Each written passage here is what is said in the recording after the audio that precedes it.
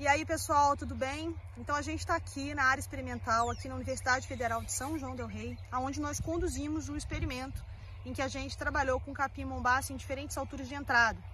80 centímetros de entrada ou 90% de interceptação luminosa e 90 centímetros ou 95% de interceptação luminosa. Então essa é a área experimental que vocês estão vendo aí, tá? Então aqui é uma área que tem 8 hectares. Então essa área está dividida em piquetes, então nós trabalhamos com metade desses piquetes na altura de 80 de entrada e a outra metade na altura de 90. O mais interessante desse experimento foi que a gente estava tentando estabelecer uma flexibilidade de manejo para o capim-mombaça, porque a gente já sabia a altura máxima, porque acima de 90 centímetros, quando a gente trabalha com 1,10 m no capim-mombaça, a gente começa a ter problemas relacionados a um maior acúmulo de como, um maior material morto. Isso faz com que haja, então, uma diminuição na produção animal. A gente avaliou aqui vacas leiteiras, e essa flexibilidade de manejo mostrou pra gente que se a gente trabalhar com 80 centímetros de entrada e algo em torno de 40 centímetros para saída, nós vamos ter uma produção cerca de 15% a mais por animal, E consequentemente nós aumentamos o número de ciclos, porque a gente manteve uma altura menor, então a planta precisava crescer menos para chegar à altura, de manejo, e aí a gente conseguiu ter 6 ciclos quando a gente trabalhou com 80 centímetros de entrada e 5 ciclos quando a gente trabalhou com 90. Então, o que aconteceu?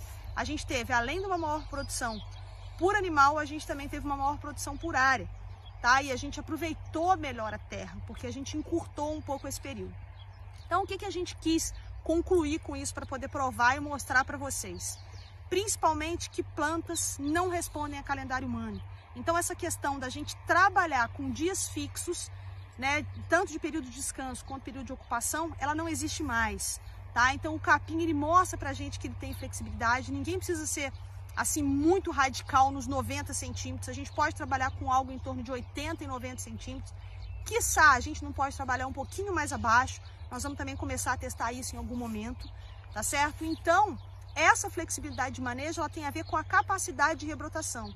Planta responde à temperatura, à luz, à precipitação, nutrientes, tá? Então, ela não está preocupada em que dia da semana é. Ela está preocupada em saber se teve acúmulo térmico suficiente. Então, a gente precisa entender que o manejo por altura é hoje o principal alvo que a gente tem que buscar, tá? Para a gente poder ter, então, uma planta forrageira que tenha maior produção de folha, menor produção de talo, menor acúmulo de material morto. E assim possa se refletir aonde? Lá na ordenha, lá no balde, para que a gente tenha, então, uma maior produção. E, obviamente, que isso também vale para a bovinocultura de corte. Nosso experimento aqui foi com gado de leite, tá? Que a nossa região aqui é uma região muito caracterizada pela produção de gado de leite, mas o manejo por altura precisa ser respeitado. E a gente precisa também entender um pouco da planta para poder facilitar a forma com que essa planta vai ser oferecida para o animal, para facilitar para ele a colheita e, com isso, a gente ter os ganhos esperados. Então, esse era o recado de hoje. Agradeço muito vocês e obrigado.